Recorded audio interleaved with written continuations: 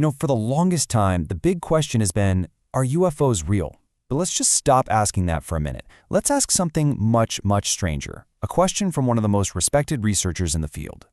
What if this whole phenomenon is actually a control system for humanity? Welcome to The Explainer. And that quote you're seeing from the legendary researcher Jacques Vallée, man, it just nails it. It perfectly captures this huge shift that's happening. The subject of UFOs, or UAPs, isn't on the fringe anymore. It's moving right to the forefront of serious conversations, all because of who is finally taking it seriously. And yeah, this isn't just, late-night talk radio stuff anymore.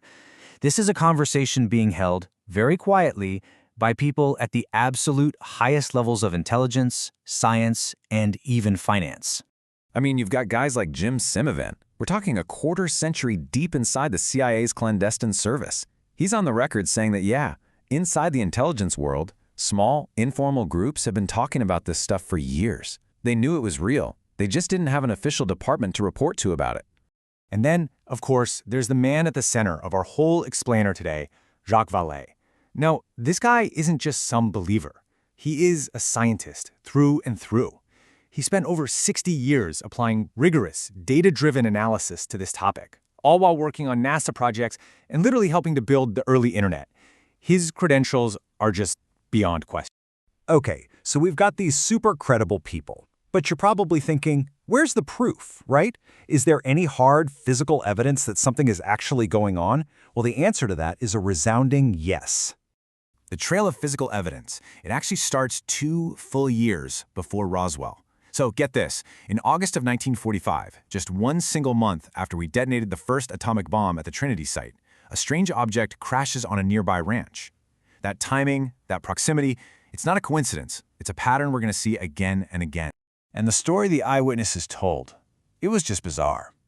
They didn't describe these calm, advanced explorers. They saw small, almost panicked beings inside a busted-up craft. The Army's recovery operation was massive, and they hid the wreckage under a classification called atomic secrets. That's a level of secrecy beyond what most top generals could even access. Whatever this thing was, it definitely wasn't a weather balloon. And it goes way beyond just crash debris. Across a bunch of different sites, materials have been recovered that show altered isotope ratios. Okay, think of it like this. Every element has a specific atomic fingerprint. These materials, they had a fingerprint that just couldn't have been made naturally on Earth. As top researchers at places like Stanford have pointed out, to change the isotopes inside an atom, you need incredibly advanced nuclear processes. It points to a manufacturing technology way beyond anything we have. So this is where things get really, really weird. We have this hard physical evidence, right? Crashed craft, impossible materials, but then you look at the behavior of these objects and their occupants, and it is consistently bizarre, almost theatrical. It just doesn't make logical sense. After looking at literally thousands of cases, Vallée started noticing this bizarre pattern over and over again.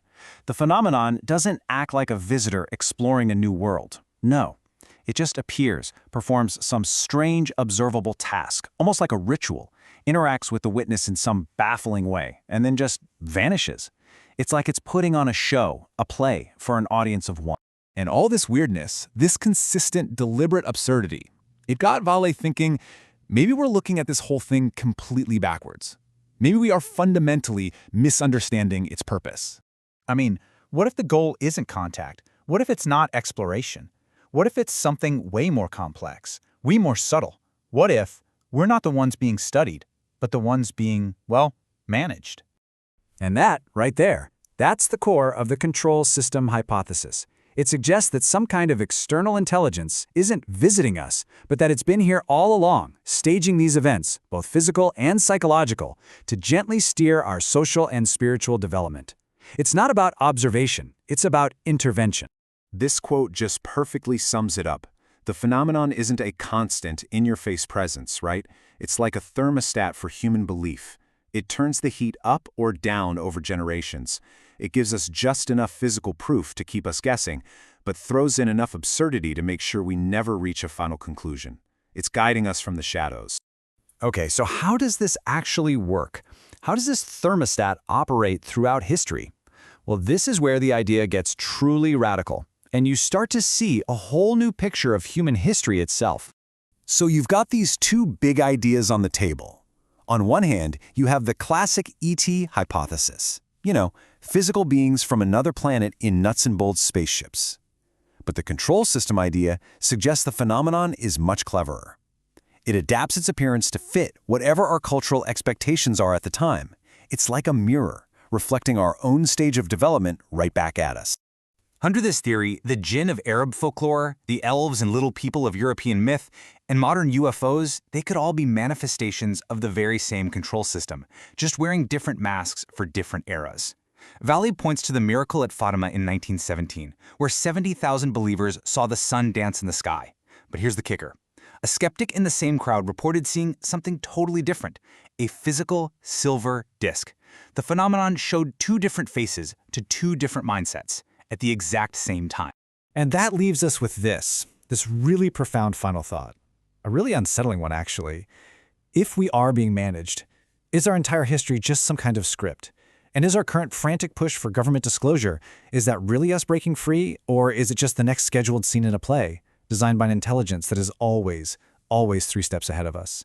The question is no longer just what's out there, but what is our role in its plan?